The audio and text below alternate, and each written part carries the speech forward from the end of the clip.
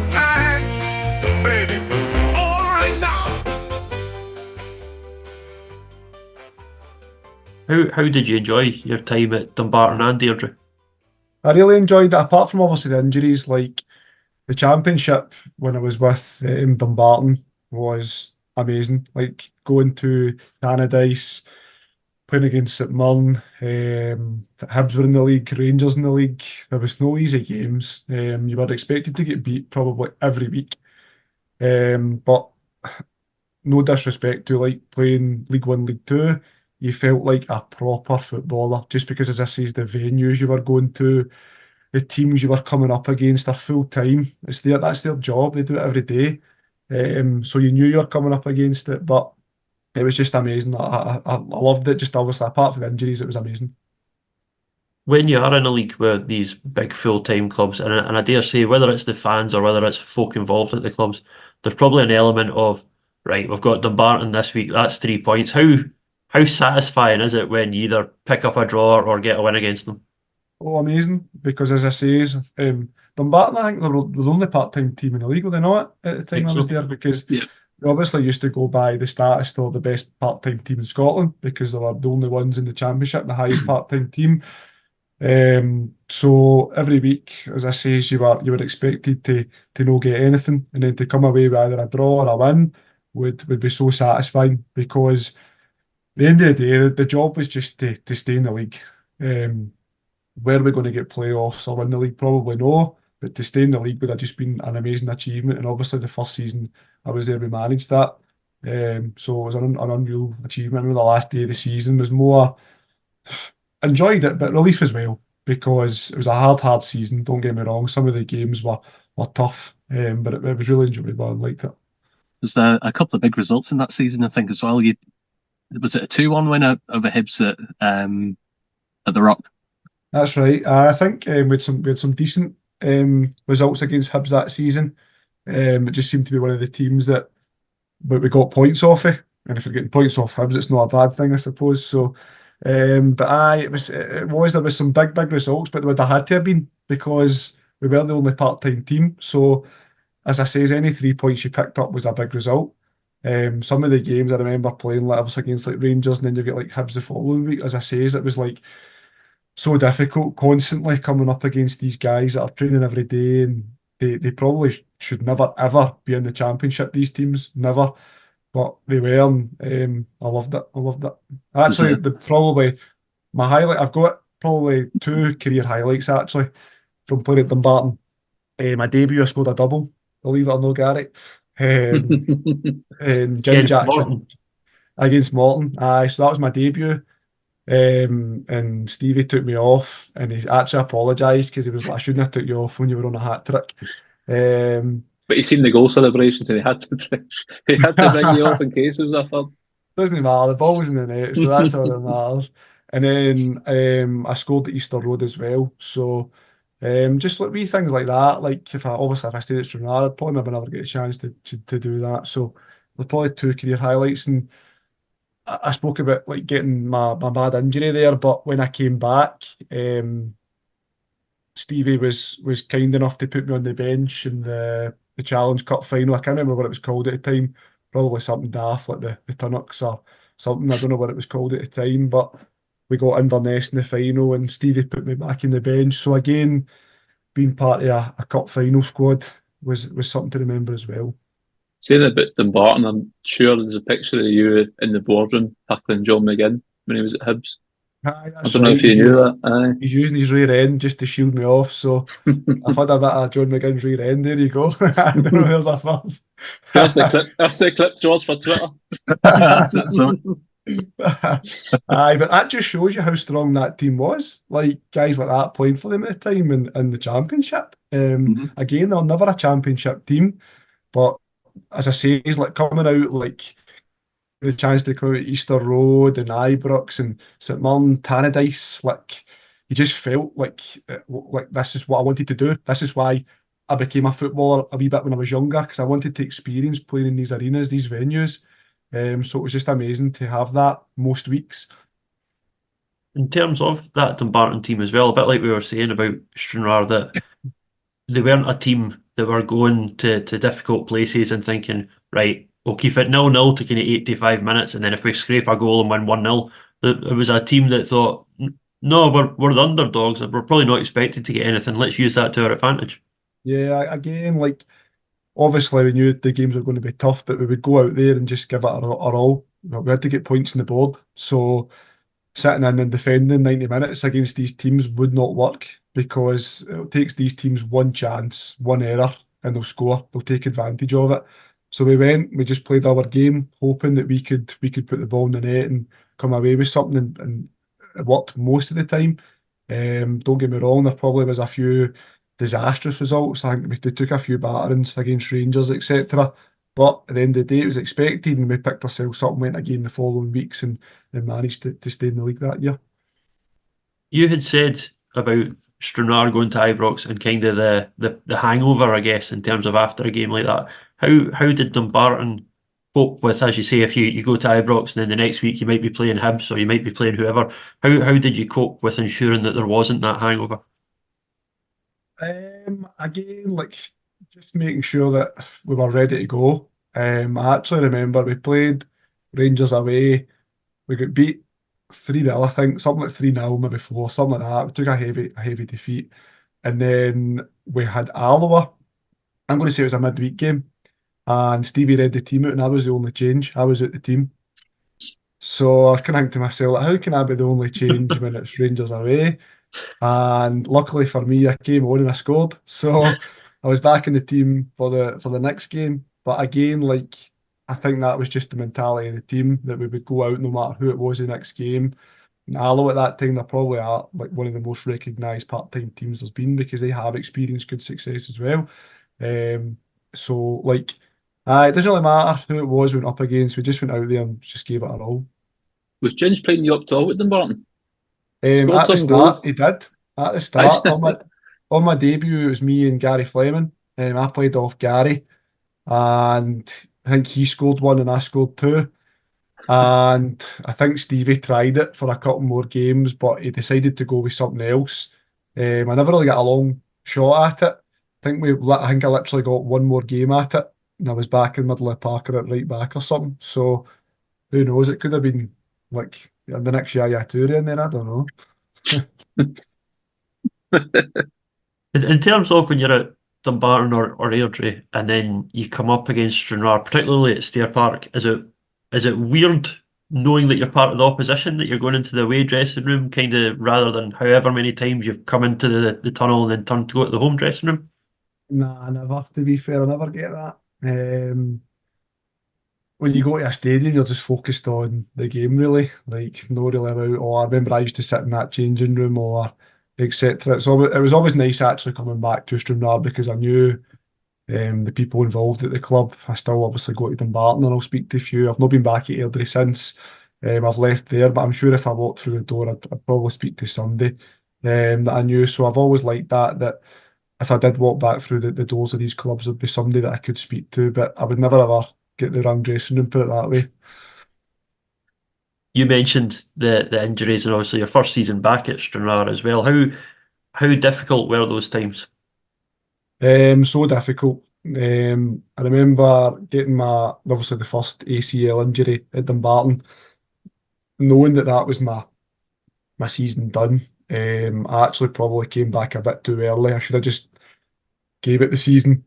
I came back and sat on the bench and came on a couple of games, but I was never ever ready to do that.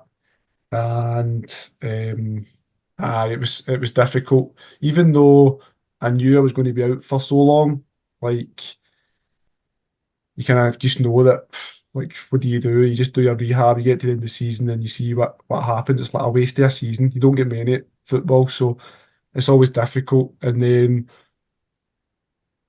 when I spoke to Stevie, we both just agreed that, like, I go somewhere and I just get something different. And I agreed with him. I says, look, maybe I'd played under him for so long as well. I don't know. We just kind of both came to agreement that my time at Dumbarton was up, and then that's when I moved to Airdrie. Really enjoyed it it was Stevie Finlay at the time, and then he unfortunately lost his job, and Ian Murray came in, and again picked up another ACL injury, And I knew when I did it, it was a broth away. I went to tackle Bobby Lynn, and I knew straight away it was my knee again. And for some reason, I got a scan. It never showed up as conclusive of what, like the first time I did it, it was only a small tear, like a very small tear, but enough to make it unstable. But people told me that I could probably get through with it. So I rehabbed it. Airdrie obviously never gave me a new deal because of the injury. So again, difficult to take because I still felt as if I had a lot to give. I never got to prove myself because of that. I wanted to stay there, to be fair. I wanted to give it a go there. Faz obviously got me back in at Stranraer, and I hit a shot in training and I collapsed to the ground. I knew, I was like, this is it. This is it. So I went and got a second opinion. And unfortunately, the guy was like, it's no stable enough. We're going to have to operate again. And then when it's your cruciate, there is no way about it. You've got to go the full rehab of the 6 months at least. And 6 months has been generous, to be fair. Obviously, you spoke to Woodsy about it now, and you're probably out for a year. So it's so difficult to take. It's one of those ones where, as much as people say they'll help you, it's like, what can they do? It's like you against your own rehab, just trying to get back, and hopefully that you come back in a way that you can still be the player that you were. Is it lonely, I guess, in the sense that, as you say, you're still part of kind of the WhatsApp group, you'll still see the players, etc., but you know you're not going to be playing on Saturday, you're not going to be able to get involved. Aye, it's crazy lonely. It's when you go in, you'll see the boys before training, they go out. Sometimes if you're the injured boy, it's you and the physio. Just stuck in the, wherever it may be, the gym or the changing room doing your rehab. They come back in, they're obviously still, talking about training, etc., other things. You've not really been involved at all with them. And then you do that Tuesday, Thursday, you go to the game on the Saturday, you do a bit of rehab and you wish the boys all the best. You watch a game of football, you go up the road, and that's a full season. So it's honestly, it's the worst thing ever. Like, at the start, it's like you give boys advice, you get involved and you G them up, but there's only so long you can do that for. It's so difficult. And then obviously if like the results aren't going your way, it's like a tough watch because you think like, oh, I want to be out there making a difference with them, but you can't. It's like you just know you can't. So it's lonely and difficult. How important is the relationship with the physio? Because as you say, one, feeling down and kind of lonely, but also you obviously want to get back as quickly as possible. But the physio, I suppose, has got a kind of job, a role to be like, no, we do this, we do this. It shouldn't just be, no, I'm feeling loads better, I'll be fine, I'll be fine. Mhm. Aye. Well, I suppose with the injuries that I had, like my cruciate, there's a set protocol for it anyway. So you have to go through everything before you get back to playing. And if you're no passing, like say it's like the first stage of it, you can't move on to the next bit until that bit's done. For instance, like the very early doors, you need to make sure your knee can be straightened out. If your knee's no straight, then you can't move on to the next part of it. And it's the same all the way through it. So like it's just one of the ones you have to keep doing it and then make sure that you're just ready to go into the next bit, get that bit done, go into the next bit, and then hopefully by the time comes you're ready to go back, that you are in a stable condition to come back. I don't know what your knowledge of the human knee was like before all this, but do you feel you could write kind of a short book on it? Aye, 100%. Because the unfortunate thing is when you do your cruciate, you've got a higher percentage of doing it all. So it wasn't just my cruciate. I've done my meniscus at the back, my medial and my lateral, so the full knee. I think Woodsy was the same as well. So I mean, the only bonus you get is that the time when your cruciate's healing, the rest of the knees get time to heal. So they don't really need to touch any of that. They might touch it up a wee bit, clean it out, but by the time your knee takes so long, your cruciate takes so long to heal, it gives the rest of the knee.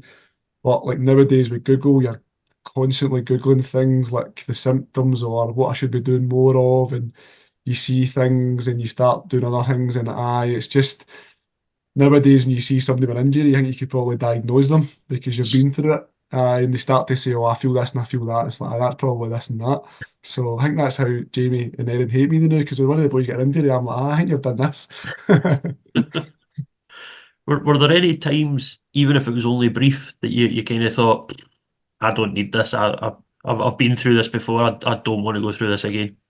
Um, I don't know. It's one of the ones where you've just got to face it.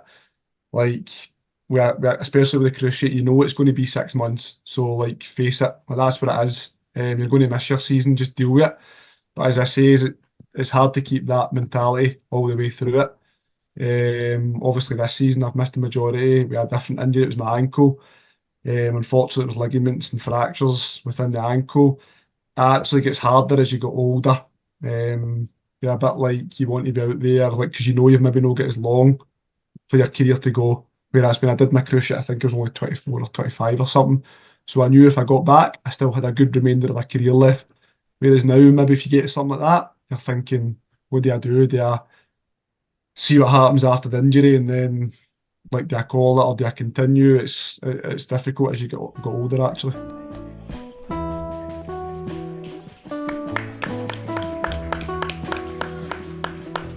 Very few people here, but a smattering of applause for Gal as he makes his long-awaited comeback for Stranraer. But the whole season, last season, with no appearances. I didn't think this would ever happen again, to be honest, but I mean, I'm so pleased it has. I mean, what a time Gal's had with these injuries. I think one of your first games back at Stranraer was away to Annan, and I think unfortunately you got sent off and Jack Purdue was injured. What do you remember about the game?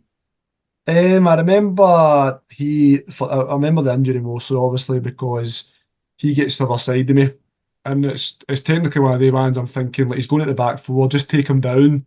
He gets the foul, I maybe pick up a yellow, and the game goes on. And then the way people are reacting, because I didn't actually get a straight red at the time, I got a yellow, and the ref changed his decision to a red after he's seen the injury. So I think even at the time, the ref only deemed it as like, he's trying to break up play, professional foul, etc. But then he's seen how bad Jack's injury was, and obviously after it, I felt like terrible because I knew how bad it was. I think Annan, who do a lot of work with the mental health charity, forget their names. It might come back to me. Back on side, maybe? Back on side, I think her name's Libby, who does a lot of work with them. She came into the dressing room and she was like, how do you feel? But the first question I asked, is Jack okay? And she was kind of like, don't mind him now, like, how are you? And I was like, oh, like, I'll be fine. But I went and seen him, and they're kind of wee physio bit, and obviously he was strapped up, and as time went on, I text their manager just saying like pass on my regards and stuff, and I spoke to him on the bus on the way home, just like sending my apologies and stuff and things like that. But again, there was no malice in it. Like I've probably done it umpteen times in my career. It's probably happened to me umpteen times in my career. I think it was just unfortunate, maybe the way his foot's landed, and then he's ended up obviously getting that in a bad injury. What was that season like as well? Because I think I'm right in saying that was kind of when COVID was proper about, where you were going to grounds that had no fans, you were changing, like you look at Stair Park, opposition changing on the opposite side of the ground, etc., travelling separately in cars. It must have been a really strange season. It wasn't. It was shorter as well, wasn't it? So it wasn't even a full season. I don't know. Like maybe should they have brought football back then? I don't know, because obviously at the time, like as you say, like it just was so weird. It was almost like it wasn't a kickabout, but as you say, you're only getting yourself maybe prepared as much to go out there, and you'd see the fans, and it was difficult. Like maybe sometimes the only maybe bonus I didn't mind actually travelling down in my car. I didn't listen to some of the boys in the bus, so I had more in peace and quiet. But apart from that, it was a strange time, difficult time, and then the shortened season just made it worse for us, obviously, with the outcome. I think there was only one game that season that the fans were allowed into. I think it was Albion Rovers and Stranraer won 4-0. And again, just because of how it was, you couldn't even have the fans sitting together. It was like a fan, two empty seats, a fan, two empty seats. Just really odd. I'll even be honest with you, it's one of these seasons there's nothing memorable about it, apart from like football's back, but it's not the same. It was just back because I think people had moaned long enough, maybe. But obviously it was good to be back, but it just was never the same, never in a million years. Like as you say, like fans obviously having to abide by certain rules and players having to abide by certain rules that we were doing. Once we get back on the bus, etc., we were supposed to sit at a seat each. You couldn't sit within a next to people. We were doing apps to check in and out of the stadium, etc. And it was mad. It was crazy times. But as I say, it was more memorable for just being COVID than actual football. So it wasn't enjoyable, to be fair.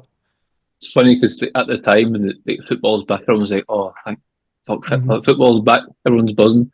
A few years down the line, what even happened that season? I don't remember a It's thing. exactly that. It's exactly that. It was just one of these seasons, as you say. It's like brilliant to be back, but it was never the same. As you talk about, like cohesion in the bus and stuff. Like guys are all spaced out. Usually we'd play cards, listen to music together, up the back as a tight bunch, and we're all spaced out. Same with the dressing rooms. You'd go to some away games. Like was it Peterhead the other day? They've still not changed it. They've still got the partitions between each player. That's for COVID. They've still got they've still got the lines in the ground saying you Drawn can't out enter in this zone, etc. Aye, I noticed So it was weird that but as I say, it wasn't enjoyable because you go out there, you want to do something for the fans, and you all enjoy it together. There was none of that at all.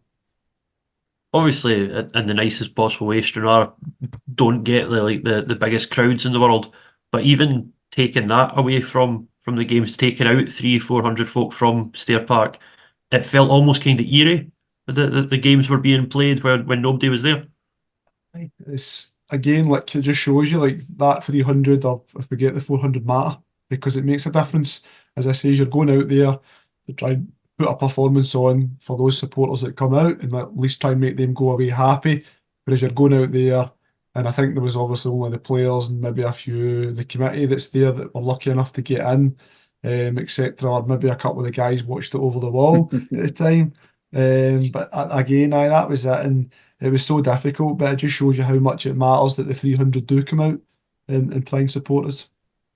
You said about it being kind of forgettable for the players.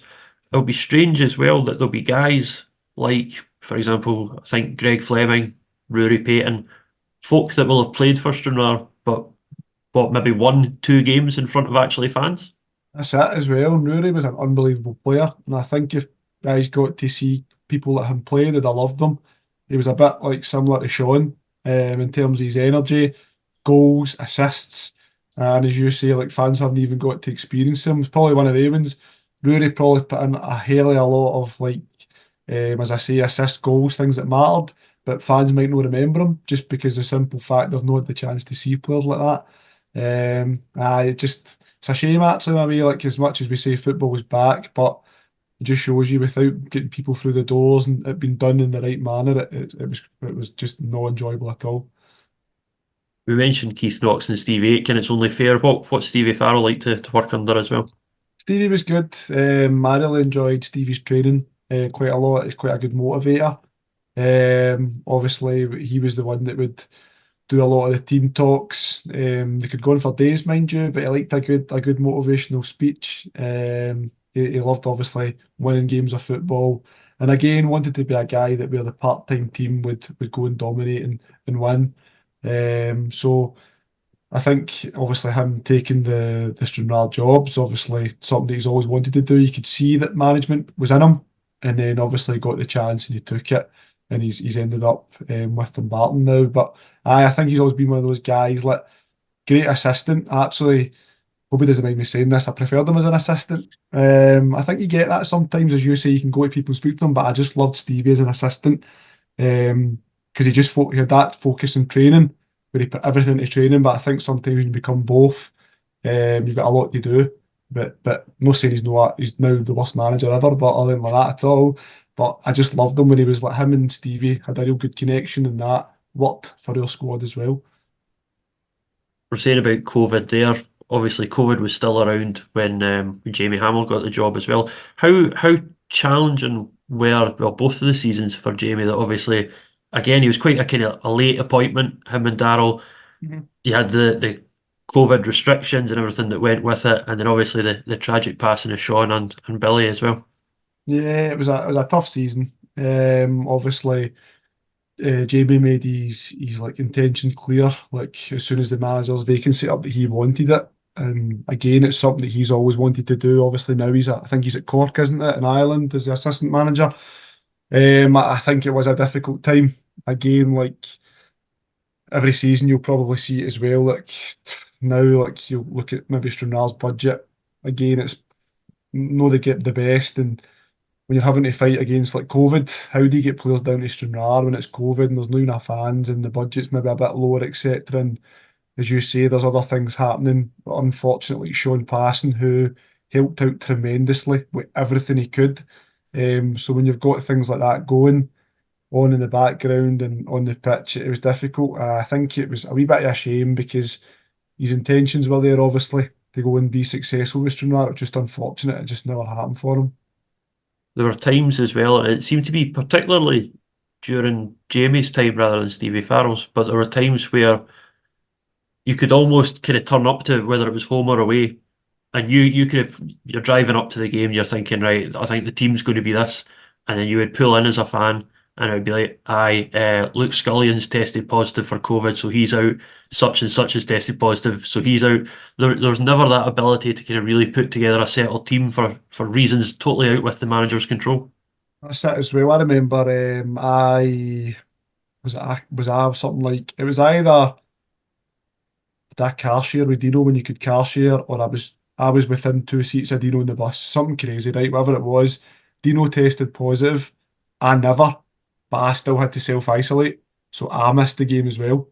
So like you even had people out that weren't even testing positive for COVID. Like as you say, like how can you go and prepare through the week when you've got a team in mind, and then come a Saturday, and it wasn't even just like one, you could miss probably 2 games. I can't remember what the isolation period was, but I remember it being quite long. I remember sitting in the house and just watching the scores and thinking, like, I've still got to sit in the house this week and maybe no train, but then be ready for the next Saturday because my isolation period could be over. It was so difficult. As I say, like the rules didn't really help us at all.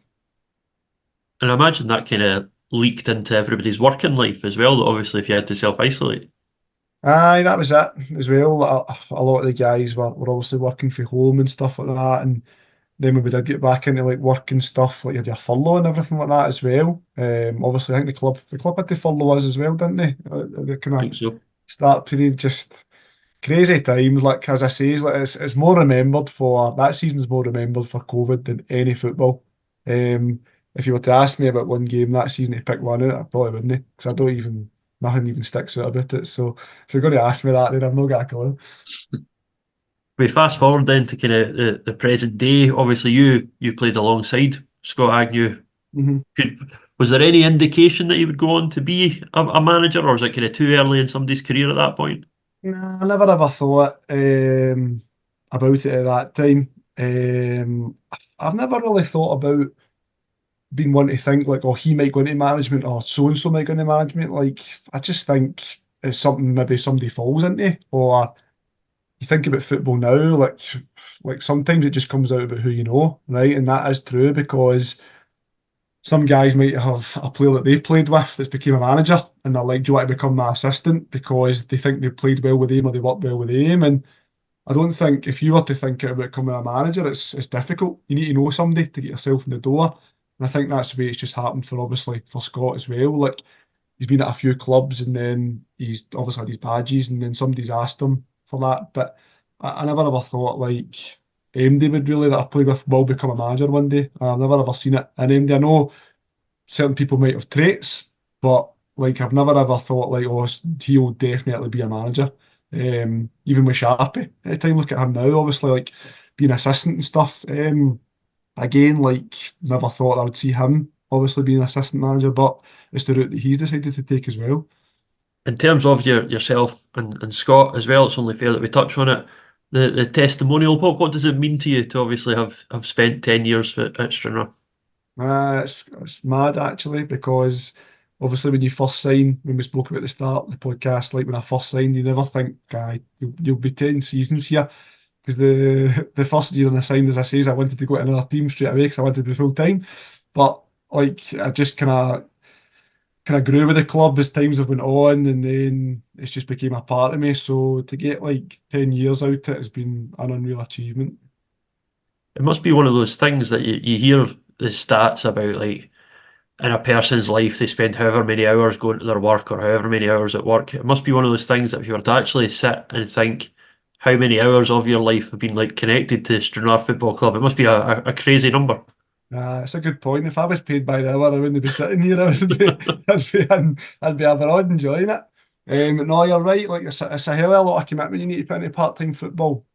Especially you look at the league this year. It's been like that most of my career. It's been like your Peterheads, your Elgins, and everywhere all over the country. You put a hell of a lot of effort into it, and even going to Stranraer every second week, it's not just down the road. It can take up most of your Saturday, I think. That's why, obviously, when I touched on at the start of it, like, I enjoyed it so much because the journey did not become a factor because you knew you were going to go to Stranraer, you win a game of football, and you're back up the road with the boys enjoying your Saturday night. Don't get it can be difficult if you are going the likes of places and you aren't picking up points. The journeys can become longer. But as I say, like, I've had that much a good time. Like the journey, like people ask me all the time, like how can you travel to like Stranraer every second Saturday? But it doesn't matter to me because I was always used to winning, so the journey wasn't really a factor. We could have made it a motivation that we'd win, and then the journey home would be more enjoyable.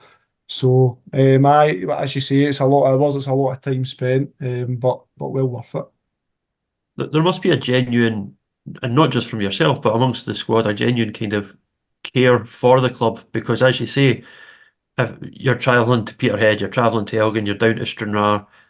If the club didn't mean anything to the players, you would just go and sign for a club that's kind of 5-10 minutes for your door, and you'd be back home at what, 5:15? Well, you hope so. You hope so because, as you say, you're doing it for a cause, and you kind of do have to be unselfish. You do have to like be willing to travel these places, etc., and get in late at night.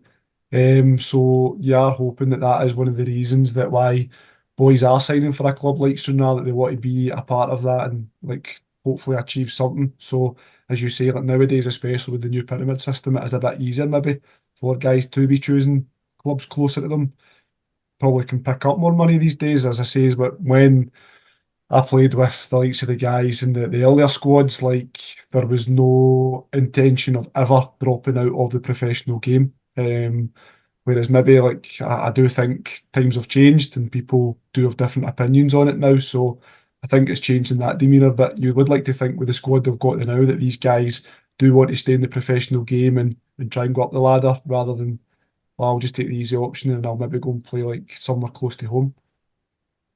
Is it nice being at a part-time club where, again, with all due respect to Stranraer, where the crowds, you'll start to know individuals, not necessarily by name, but you'll recognise them and just kind of daft things like you'll have probably seen folk coming along with their wee boys or wee girls who have obviously grown over the years, etc. You get to kind of know different faces in the crowd.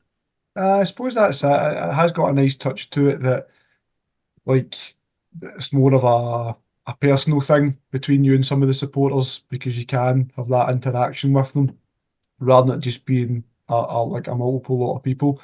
Like even Jinky says he used to like sit in the stand and watches, and he'd even say like he loved watching that team, and then obviously he got to be a part of being a player as well. And as you say, like there's some supporters that like I can talk to as if like I knew them before I even played for the club. It's like natural to speak away to them. It's no like that way maybe if you're a footballer to speak to a fan off the street, it's like an awkward interaction. It's like, yeah, it's if I've known these guys like all my life. So it's quite nice to have that interaction with some of the supporters.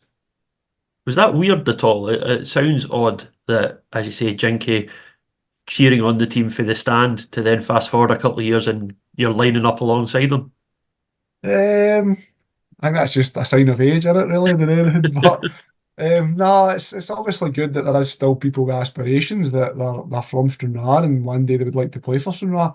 Like even though, as I say earlier in the podcast, like as much as I wanted to play for Celtic, like probably if Kilmarnock asked me to go and play, I'd have dropped Celtic I'd have dropped it like straight away and went and says like, how do I play for you guys? But it just never ever came about. So it's nice to see that there is still young people, or hopefully there still is young people who do have that aspiration that they would like to play with Stranraer one day. You got one of my favourite players growing up as well, Gal. Not to make you feel old, but Aye. Did you play against Killy when we went to Rugby Park a couple of years back? Aye, I did so. That's Yep. only the second time that I've played there. The other time was only a reserve game for Celtic. But again, like, what an amazing. I thought we were good that day, second half especially. And then obviously Josh Walker's goal was probably one of the best goals that I've probably ever seen. Probably one, I say that's one of the best performances I've ever seen for a player. Like, that day was unbelievable.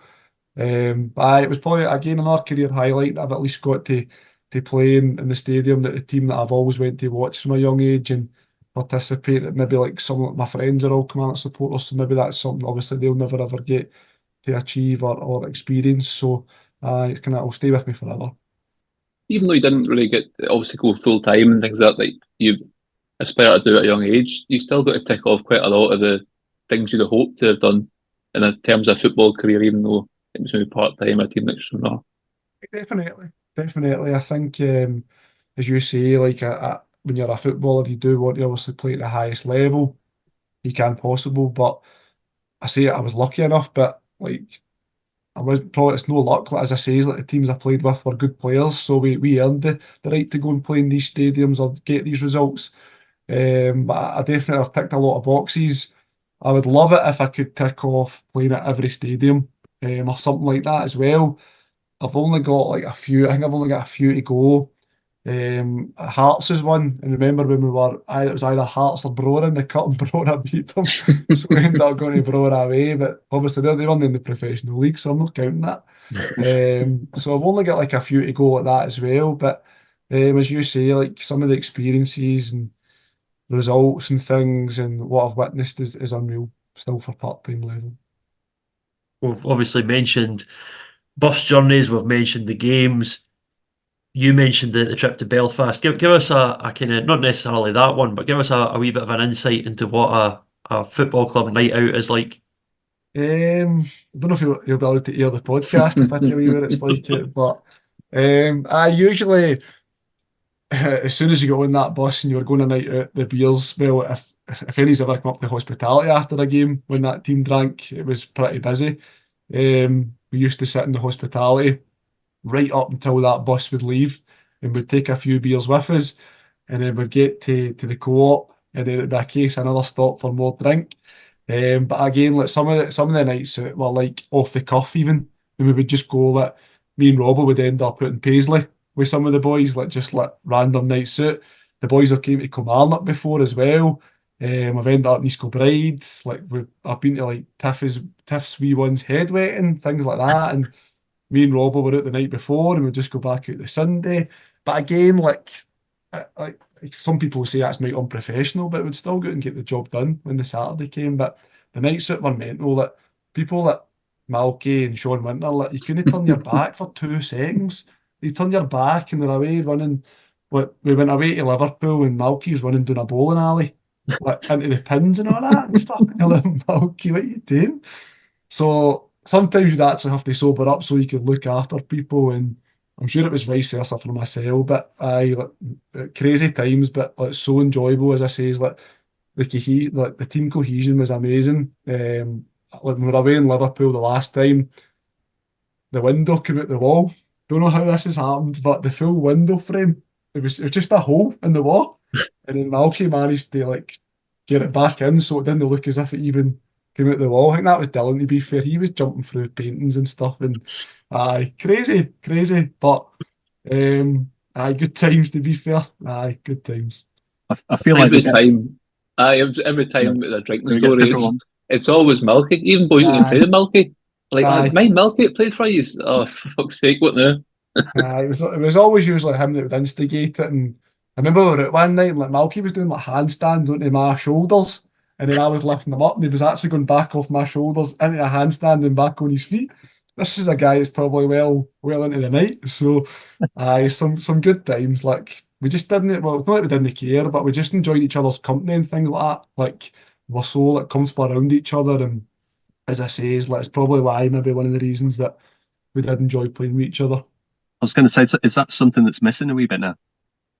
I think it is. I mean, I don't know if it's like a collective thing. I think like today's game, there isn't as much like focus on boys maybe spending as much time together. And I get it, like, everyone's different. Maybe I was just lucky to play in that era with that team at that time, and we all came together, and that's the reason why we came together. So it could be, to be fair, like even like as I say, like the card schools were always in the go. It was either poker or different types of games. Like just recently, like we didn't have enough to play cards, and there was a few that have started playing again and stuff. And but these things, like they may seem like small things, but they matter. I actually used to love it as well when we used to go for pre-match and at what's the name of the Castle. hotel? In there, and like honest to God, we would play bowling and table tennis, and the guys would be sweating before a game of football. You know how the Stevie used to make us wear the shirt and ties? The jackets would be off, the ties would be off. It was a light blue shirt, and like, obviously where your Ulster was would be sweating because you didn't want to get beat. But I think that was just the mentality to then take that out on a pitch and have the same. Like I don't know how we did it. We would be like following games of table tennis and like when they want to get beat off each other, and we'd go out in the pitch and still run about for 90 minutes. But that was just the mentality the team had, and just didn't want to get the better of each other, and they didn't want to let teams getting the better of us. I think inevitably there's going to be that you can't be best friends with everyone that you've ever played with, sort of thing. But are there players that kind of from that generation, from that era, that is kind of friendships for life type thing? Well, like, I still speak to a lot of them. Obviously, like Big Robbo, he's always like stayed near me, so me and him spent a lot of time together and travelled together. Obviously, now with him being more a player coach, he kind of travels with the manager, etc., so they can go and prepare.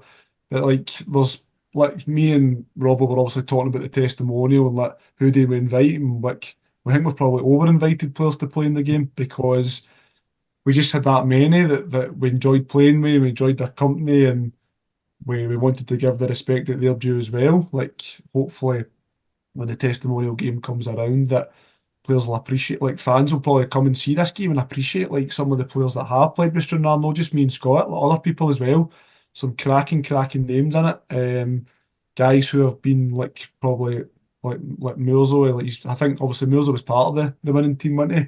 That won the league, and there's guys that like Winto and Malky, and there's boys like I'm trying to think, maybe don't want to be too disrespectful, but there's probably people who you'd think would never ever get the call up, but they do deserve it because me and Robbo like have had such good times playing with them. So hopefully when that game comes about that the fans will get to recognise like other players that we've had in the past as well, no just me and him.